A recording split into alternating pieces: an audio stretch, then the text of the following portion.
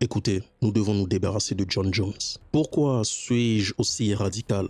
C'est simplement parce que nous avons eu une seule défense de titre en 2 ans, 2 mois et 18 jours, venant du soi-disant GOAT.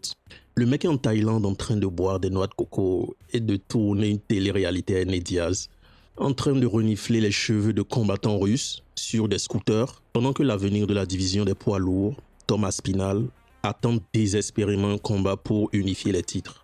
Et l'UFC, qu'est-ce qu'ils font? Absolument rien. Silence radio. À part Dana White qui nous dit 2 fois par mois que le combat sera signé. Ils ont récemment retiré les ceintures à Islam Makhachev, à Ilia Topuria, à plein d'autres mecs en quelques mois, pour moins que ça. Mais John, totalement intouchable. Il y a un énorme problème dans cette organisation qu'est l'UFC depuis plusieurs années et on le dit constamment. Aujourd'hui, on va décortiquer cette mascarade et on va peut-être péter un câble sur John Jones parce que ça va faire à peu près 6 mois que je ne l'ai pas fait et je pense que j'ai le droit. Là, du coup, je pense que j'ai le droit. Bon, avant de rentrer dans le cœur du problème, on va poser les bases.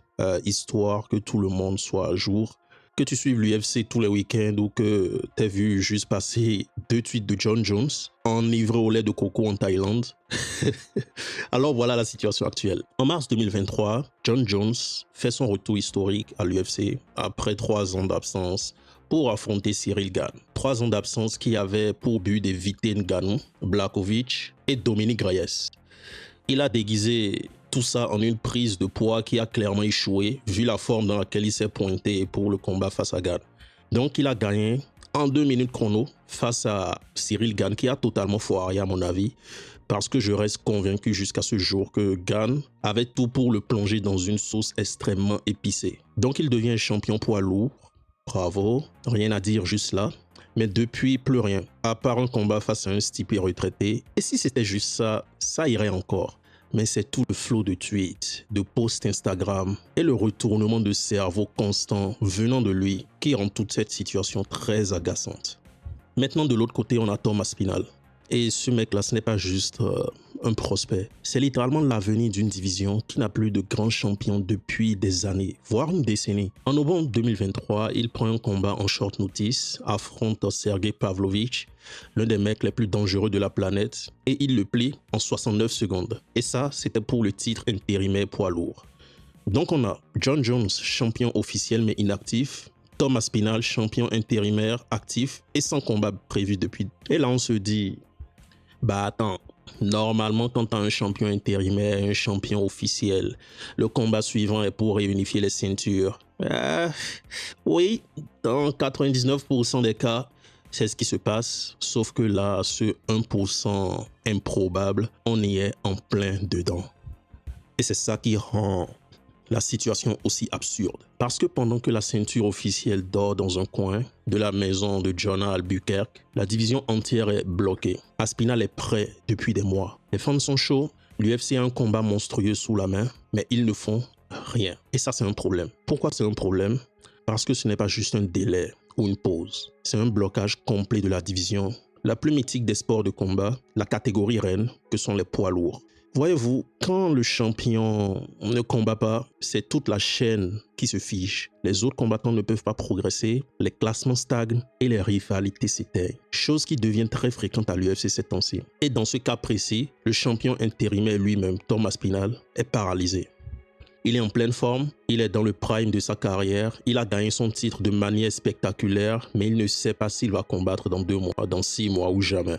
Et ce qui rend ça encore plus frustrant, c'est que l'UFC a déjà montré qu'ils peuvent bouger vite quand ça les arrange. Islam Makhachev a demandé à aller en poids welter. On n'avait même pas besoin de lui arracher sa ceinture, mais ils l'ont retiré. Ilia Topuria nous a dit qu'il allait monter en poids léger parce qu'il ne peut plus faire le poids, chose que je ne crois plus maintenant avec la situation d'Islam Makhachev. Mais techniquement, Ilia Topuria veut monter en poids léger. Ils lui ont aussi retiré la ceinture. Mais qu'en est-il de John Jones? En 1 an d'absence, aucune date de retour et pourtant il garde sa ceinture bien au chaud.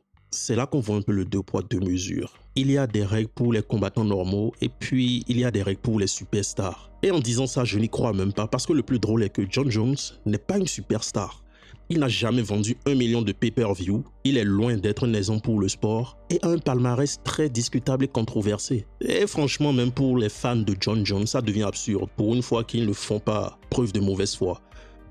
Tu veux voir des combats de haut niveau, tu veux voir la ceinture poids lourd être défendue, et ben t'attends. Et tu regardes des vidéos de Jon qui parlent d'un éventuel retour, peut-être un jour, si l'envie lui prend. Pendant ce temps, Aspinall tourne en rond. Les challengers n'ont aucune visibilité parce que personne ne regarde vraiment attentivement la division puisque le champion est aussi inactif.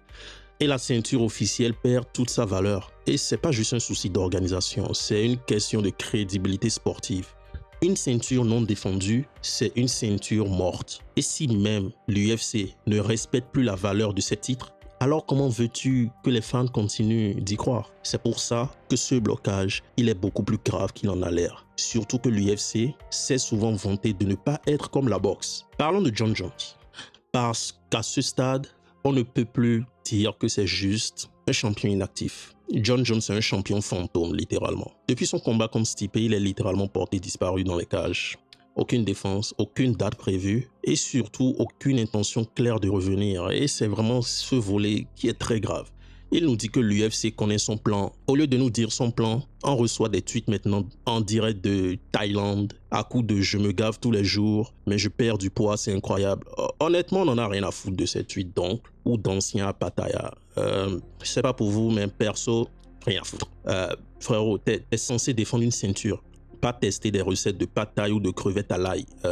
Et encore, si c'était juste des vacances, bon, pourquoi pas. Mais là, on parle d'un gars qui est en train de tourner une télé-réalité avec Ned Diaz, fait des lives Instagram pour répondre aux gens qu'il accuse d'éviter. Et il pose des vidéos de lui en train de sniffer les cheveux d'un inconnu sur un scooter. Et déjà, en parenthèse, par rapport à cette histoire de sniff de cheveux d'inconnu, il y a quelques mois, oui, ça a peut-être fait 1 an, j'ai vu des rumeurs comme quoi...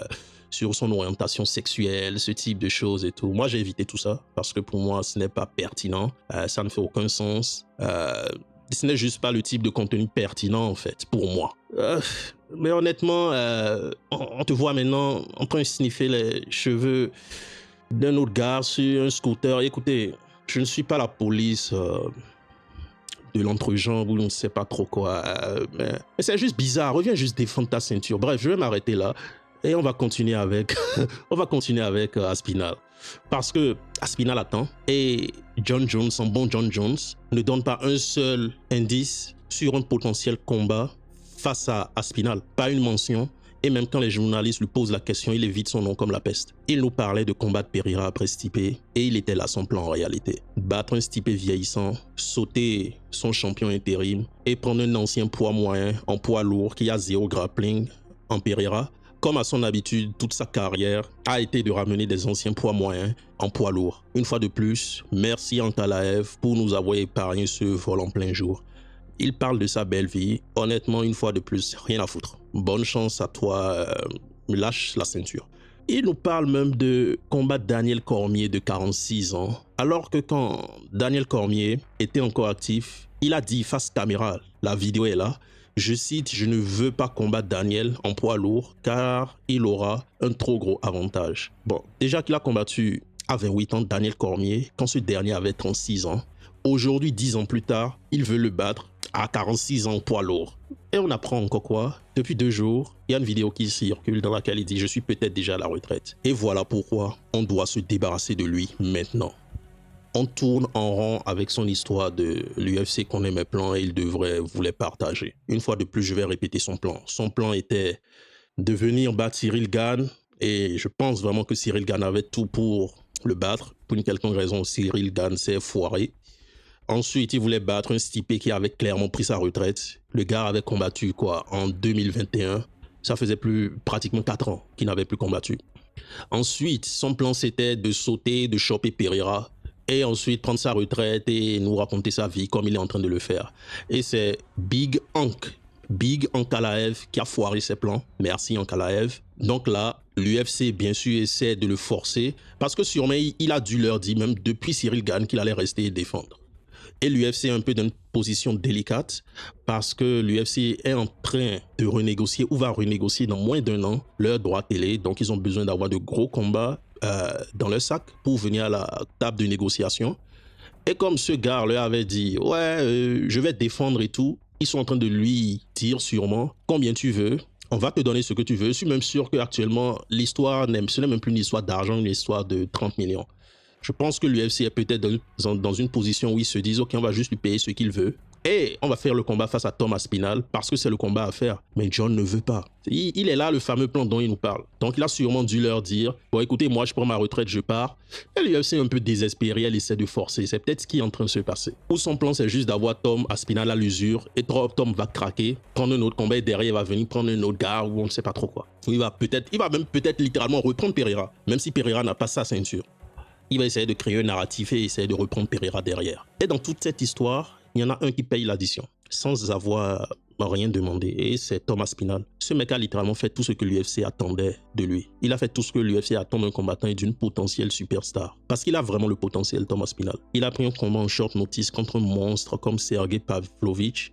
En revenant de blessure, il a sauvé un événement majeur et en plus il a gagné de manière spectaculaire. Le résultat, ceinture intérimaire autour de la taille. Mais aujourd'hui, il est là en mode « et maintenant, je fais quoi ?» Il n'a pas de date, pas d'adversaire, pas de plan. Et le pire, c'est qu'on lui fait croire que les choses vont bouger. Toutes les semaines, on lui dit « attends un peu, on revient vers toi en fin de semaine. » Et Tom est juste là à prendre des photos avec Hunter Campbell chaque semaine en mode « oh, il y a des news qui arrivent. » Sauf que ces fins de semaine, ça fait 5 mois qu'elles passent. Et pendant ce temps, Jon Jones pose des stories en train de faire du scooter dans les rues thaïlandaises. Tom, lui, il continue à s'entraîner, il reste prêt.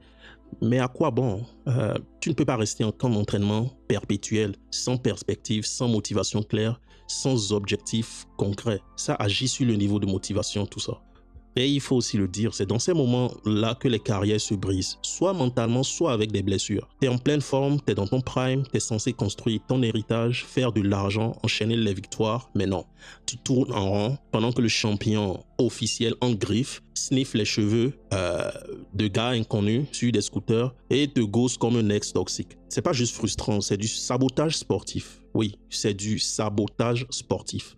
Et si on veut être honnête 2 minutes, on le sait tous. S'il ne s'appelait pas Jon Jones, la ceinture serait déjà vacante. Et là, on arrive au cœur du sujet, qui est que l'UFC doit agir maintenant. Parce que si on continue comme ça, on envoie un message catastrophique à tous les combattants actifs. Ce n'est pas comme ça que le sport fonctionne. Une ceinture, c'est pas un trophée personnel. C'est pas un objet souvenir qu'on accroche au mur. C'est une responsabilité, un engagement envers les fans, les autres athlètes, l'histoire du sport. Et franchement, le plus fou, c'est que l'UFC sait le faire. Ils l'ont déjà fait. En 2016, McGregor a perdu sa ceinture parce qu'il ne défendait pas. En 2022, Francis Ngannou aussi a perdu sa ceinture. Récemment, comme je l'ai dit un peu plus tôt, on a eu Islam Makhachev et Ilia Topuria qui se sont vus retirer leur titre en juste quelques mois à cause de leur décision de monter. Et pourtant, Jon Jones est toujours là, champion sur le papier, mais invisible dans les faits. Alors pourquoi cette exception? Parce que c'est Jon Jones, parce qu'il est ou il serait une légende, mais justement, les légendes doivent montrer l'exemple.